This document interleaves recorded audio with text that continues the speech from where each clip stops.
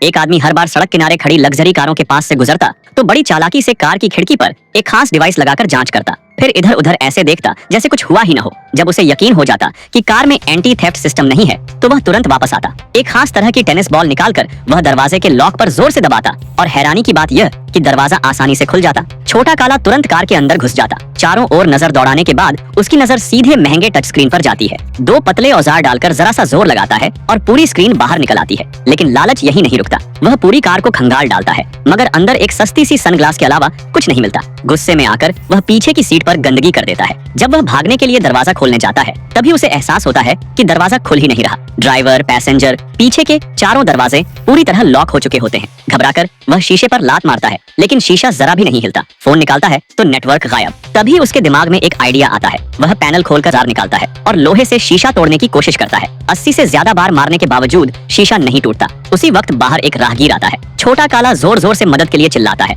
मगर बाहर वाला सिर्फ शीशे में अपनी शक्ल देखकर चला जाता है। असल में कार को खास तरह से मॉडिफाई किया गया था, बाहर से अंदर कुछ भी न दिखे और अंदर की आवाज बाहर न जाए। उम्मीद टूट जाती है। थका हारा छोटा काला बेहोश हो जाता है। अगले दिन भी कोई उसकी आवाज नहीं सुनता। प्यास से बेहाल होकर वह शीशे पर जमी नमी चाटने लगता है। फिर सोचता है कि शायद स्क्रीन वापस लगाकर दरवाजा खुले, लेकिन कुछ नहीं होता। तभी स्क्रीन पर एक कॉल आती है। फोन उठाने पर पता चलता है कि सामने कार का मालिक है। कार मालिक बताता है कि बार बार चोरी से परेशान होकर उसने यह कार खास तौर पर चोरों को फंसाने के लिए बनवाई है और छोटा काला उसका पहला शिकार है। फोन कटते ही ऐसी से तेज ठंडी हवा चलने लगती है। वह ठंड से कांपने लगता है। रास्ता बंद देखकर वह एयर वेंट बंद करने की कोशिश करता है मगर कोई फायदा नहीं। आखिरकार मालिक दया दिखाने का नाटक करता है और 30 सेकंड के लिए नेटवर्क देता है। छोटा काला दोस्त को फोन करता है लेकिन कोई उस पर भरोसा नहीं करता। समय खत्म हो जाता है। गिड़गिड़ाने, झूठे बहाने बनाने के बाद भी मालिक नहीं मानता। 2 दिन बीत जाते हैं, न पानी न खाना। बारिश बाहर हो रही होती है लेकिन वह अंदर प्यास से मर रहा होता है। मालिक आखिरी शर्त रखता है, 5 बुरे काम और 5 अच्छे काम लिखो। बुरे काम वह तुरंत लिख देता है लेकिन अच्छे काम एक भी नहीं।